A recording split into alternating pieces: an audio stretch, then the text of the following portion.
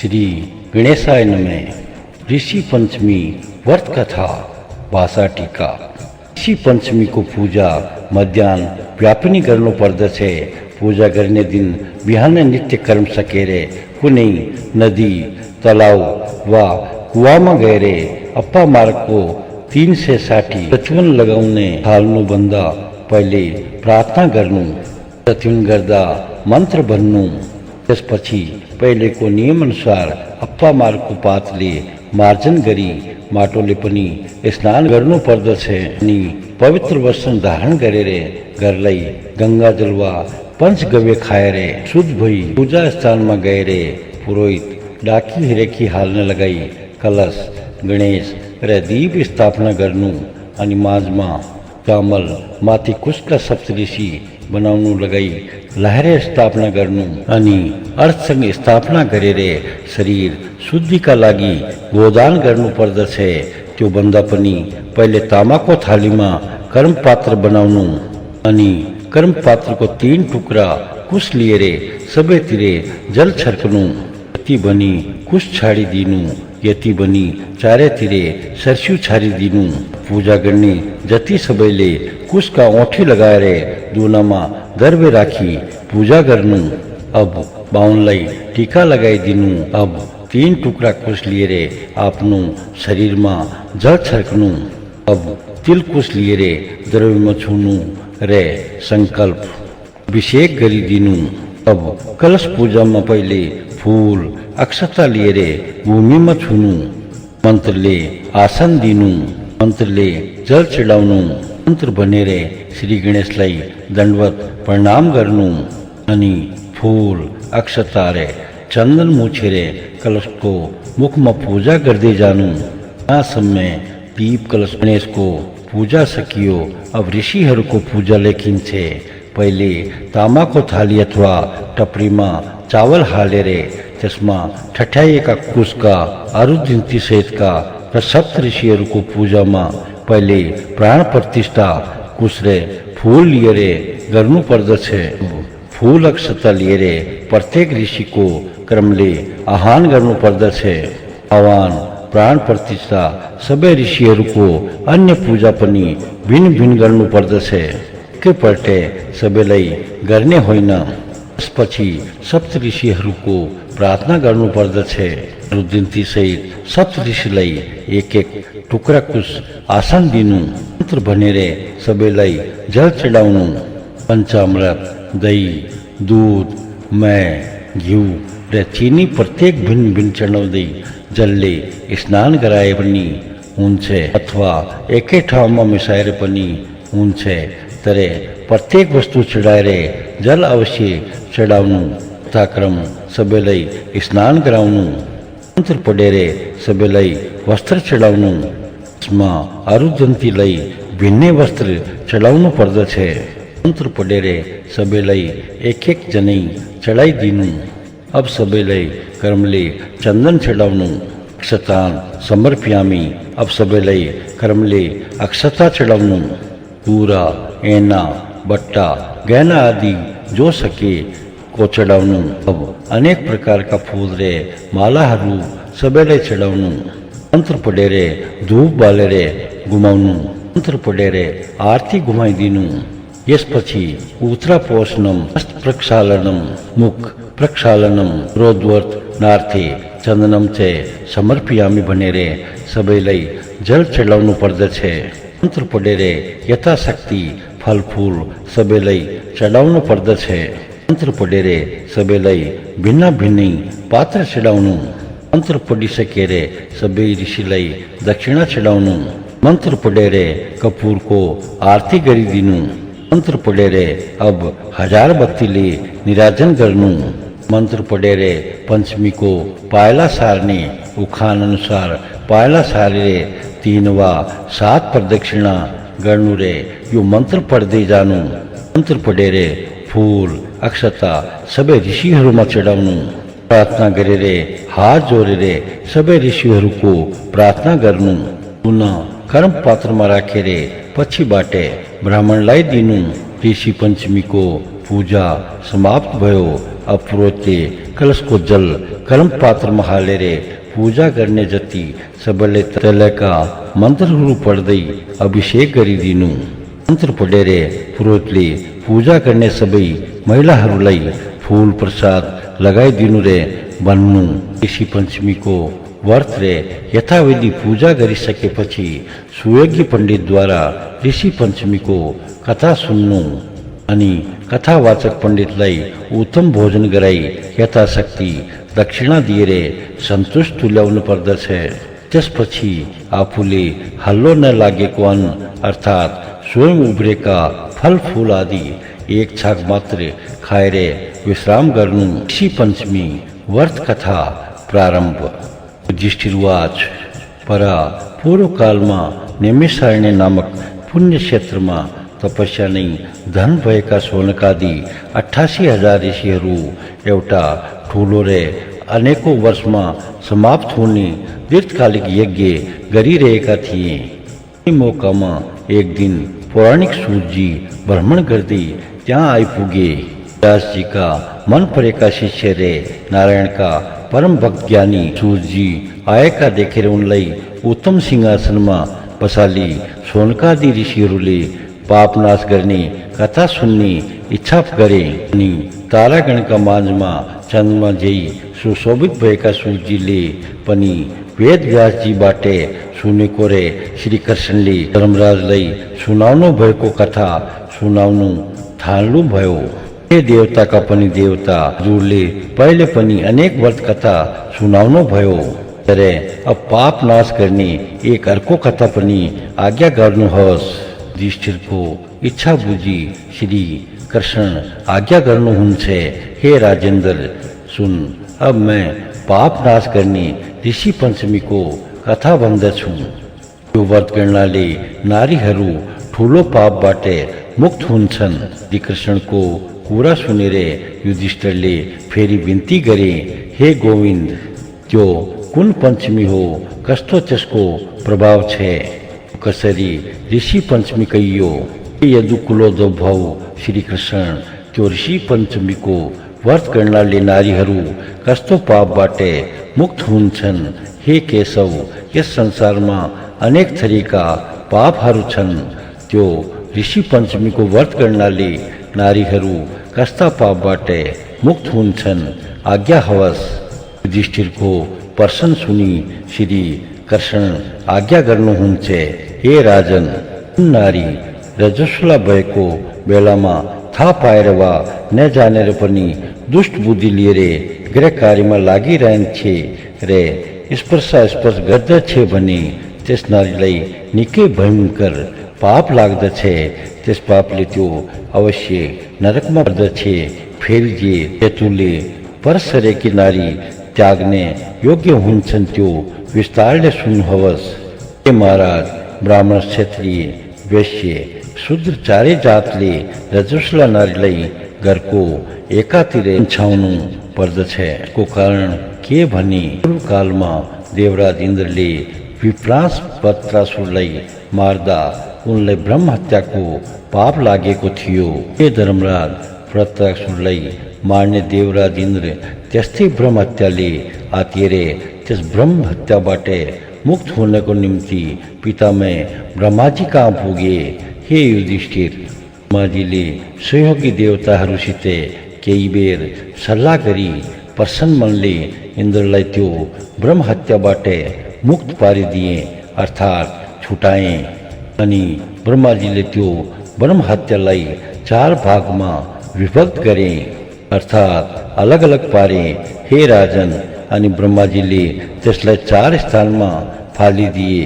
हे पाण्डुनन्दन, त्यो 4 भाग मध्ये प्रथम भाग अग्निको पहिलो ज्वालामा अनि दोस्रो भाग नदीमा आएको प्रथम बाढीमा अथवा त्यसको फिन्जमा, तेस्रो भाग पर्वतहरूमा बग्ने गेरुको रङ जस्तो पानीमा रे।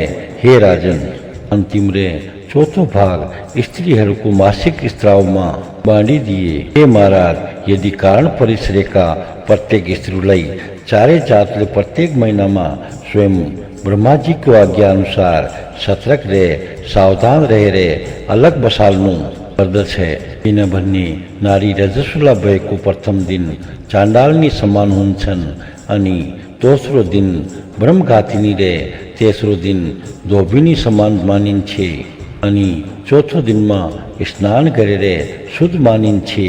त्यही रजस्वला भएको 3 दिनभित्रै जानेर वा नजानेर छाटछुट गरेको पाप लाग्दछ। यही पापको नाश गर्नका लागि यो पवित्र ऋषि पञ्चमीको व्रत गर्नुपर्दछ। हे राजन, यो ऋषि पञ्चमीको व्रत समस्त पापबाट मुक्त पार्ने रे अन्य गर्न नहुने कामको पाप नष्ट पार्दछ। अतः चारै वर्ण अर्थात ब्राह्मण, क्षत्रिय, वैश्य रे शूद्र सबै जातिका नारीहरूले यो व्रत गर्ने पर्दछ। त्यो विषयको म एउटा कथा जुन पूर्वकालमा भइसकेको छ त्यो तपाईलाई भन्दछु, सुन्नुहोस्। धेरै पहिले सतयुगमा विदर्भ नामको नगरमा एउटा राजा थिए। ती हेमजीत नामका राजा आफ्ना चारै वर्णका प्रजाहरूलाई पुत्रवत पालन गर्दथे। तिनकै राज्यमा वेद वेदांगमा निपुण एक ब्राह्मण निवास गर्दथे। हे महाराज, तिनको नाम सुमित्र थियो रे।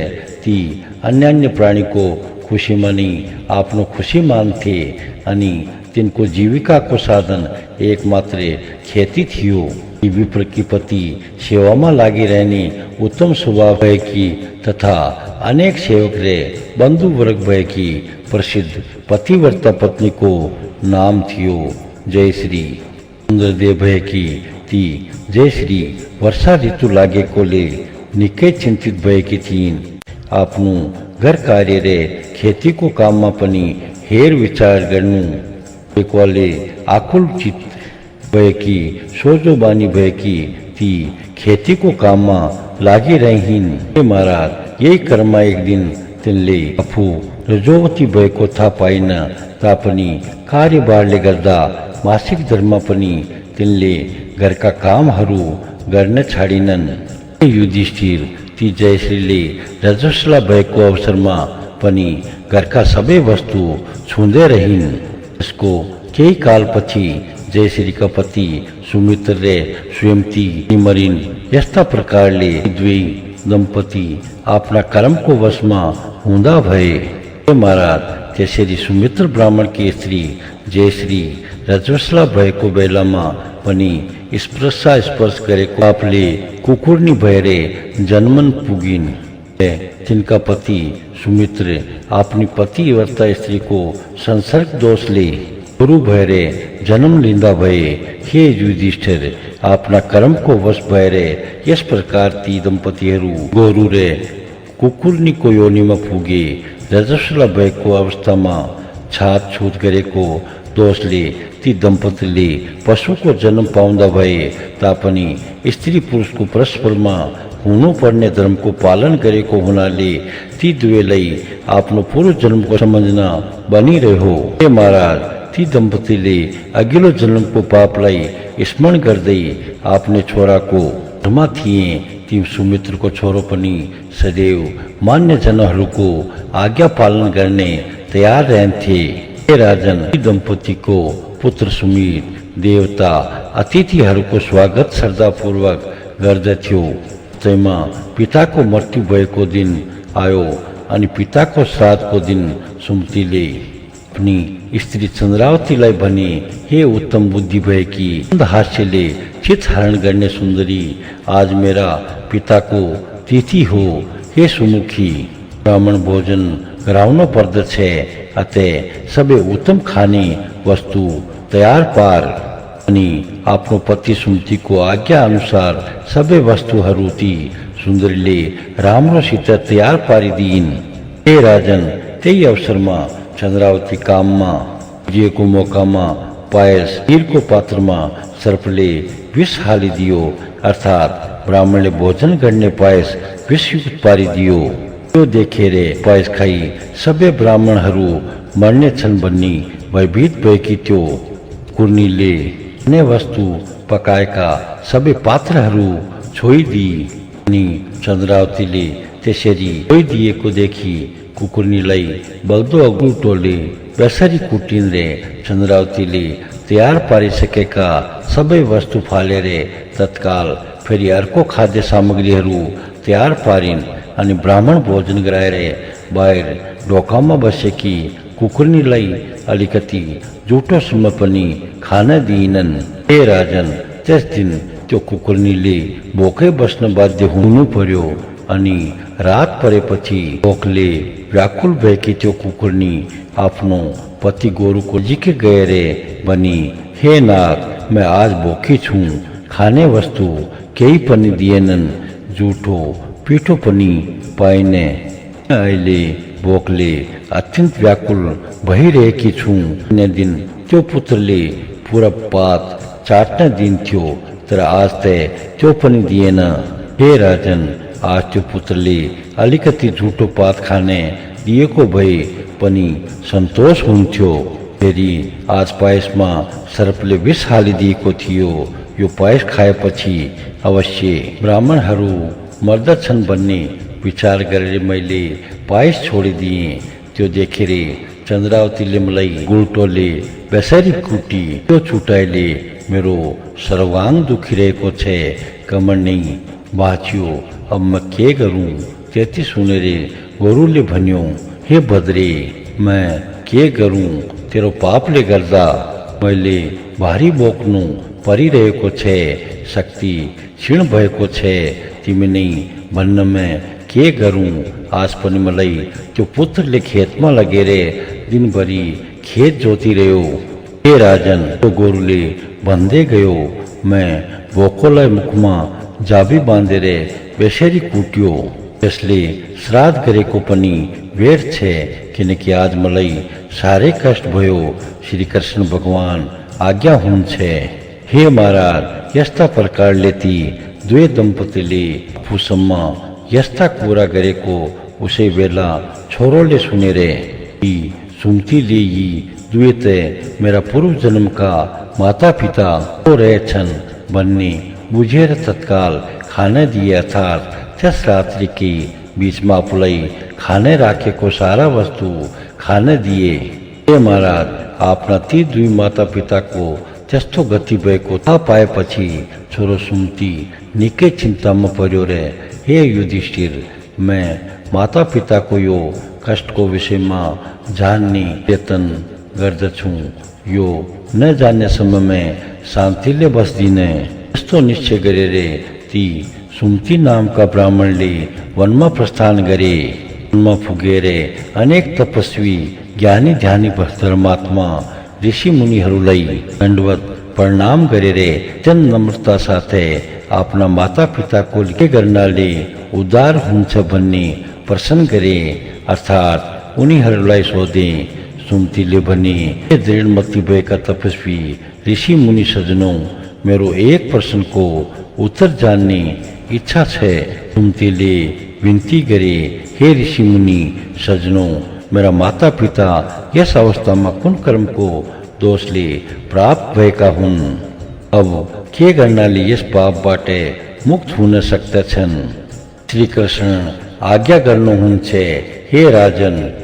कुन्तीले निकै कष्टपूर्वक सोधेको त्यो प्रश्न सुनेर पूर्व पर सबै जान्ने रे दयाका खानी भएका सर्वतप नाम भएका ऋषिले सुम्तीका माता पिताको मुक्तिका लागि यस्तो बताए अर्थात् ऋषिले भन्ने हे सुम्ते तिम्रा माता पिताले पूर्व जन्म आफ्नो घरमा बालकहरूले झैँ खेल गरे हे विप्र तिम्री आमाले रजस्वला भएको जानेर पनि यस बखत बारिने रे सबैलाई फुइ गरिन् त्यही पापको परिणाम स्वरूप तिनले कुकुर्नीको जन्म पाएकी हुन् तिम्रा पिता पनि उनैकै संसारको दोषले गोरु भएर जन्मिए ती दुवैको मुक्तिका निम्ति तिमी पाप मोचक ऋषि पंचमीको व्रत कर तिमी 7 वर्षसम्म लगातार पत्नी सहित यत्न पूर्वक ऋषि पंचमी को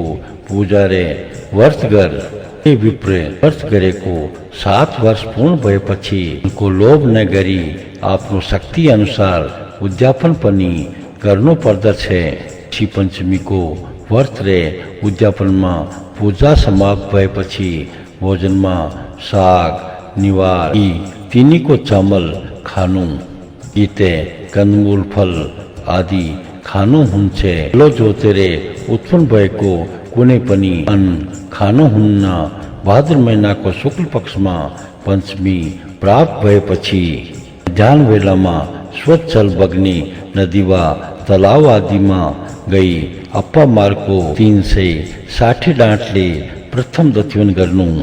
हे ब्राह्मण मन्त्रले दाँत सफा पारेर शरीर में माटो दली स्नान गर्नु।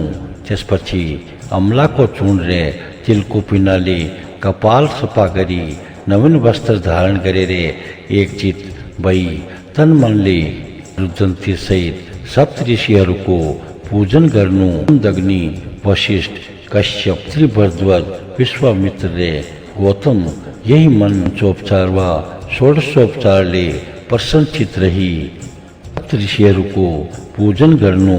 हे सुविज्ञ विप्रे, ऋषि पंचमी को व्रत गर्नाले रजस्वला भएको बेलामा स्पर्श हुने गएको दोष नाश हुन्छ, यसमा शंका छैन। श्री कृष्णले आज्ञा गर्नुभयो, हे युधिष्ठिर, ती विज्ञ कुन्तीले श्रेष्ठ ऋषि को उपदेश सुनेर घर गई पत्नी समेत भक्ति श्रद्धा पूर्वक 7 वर्ष में लगातार ऋषि पंचमी को व्रत करे। त्यो पाप नाशक ऋषि पंचमी को व्रत सुमतीले ऋषि को उपदेश अनुसार पूरा गरेर त्यस व्रत को उत्तम फल माता पितालाई संकल्प गरेर दिए। त्यस पंचमी को व्रत को अक्षय पुण्यले सुमती की माता कुकुर्नी को योनि बाटे मुक्त भइनरे हे पांडव श्रेष्ठ, उत्तम विमान में बसेर उत्तम वस्त्र धारण गरेर हे धर्मराज स्वर्गपुरी में भोगने गईन। त्यसपछि कुन्ती का गोरु रूप पिता पशु योनि बाटे मुक्त भएर ऋषि पंचमी व्रत को ठूलो प्रभावले स्वर्गपुरी में बसने गए। हे पाण्डुनंदन, मन वचन व देवले जुन जानेर वा जानेर गरिएको पाप हुन्छ, त्यो संपूर्ण पाप ऋषि पंचमी व्रत को भावले नष्ट भएर जान्छ। हे धर्मराज, त्यस व्रत को जो पुण्य फल प्राप्त हुन्छ, अब त्यो सुन्नुहोस्। हे राजन, अनेक व्रत गर्दा जे जति पुण्य प्राप्त हुन्छ रे अनेक तीर्थहरू डुल्दा जति उत्तम फल प्राप्त हुन्छ, ठुला ठुला दान गर्नाले जुन धर्म पाइन्छ, त्यो सम्पूर्ण केवल ऋषि पंचमी को व्रत गर्नाले पाइन्छ। जो स्त्री प्रतिवर्ष यो पंचमी को व्रत गर्दछ, त्यो सदैव भोग गर्न पाउँछ। रूप गुण शील सौन्दर्यले पूर्ण हुन्छ र पुत्र पौत्रादिले युक्त हुन्छ। अनि यस लोकमा जीवित रहेसम्म रे शरीर त्यागेपछि पनि उत्तम लोकमा बस्न पाउँछ। हे राजन, संपूर्ण सम्पत्ति दिने समस्त स्त्रीहरूको सबै पाप नष्ट पार्ने धन धान्य कीर्ति रे मुक्ति तथा पुत्र नाति पनाति संतान वा वंश बढ़ाउने यो ऋषि पंचमी को कथा सुन्ने रे सुनाउने को पनि समस्त पाप नाश गर्ने यो मैले हे राजन तपाईलाई यथामति वर्णन गरेर सुनाएँ।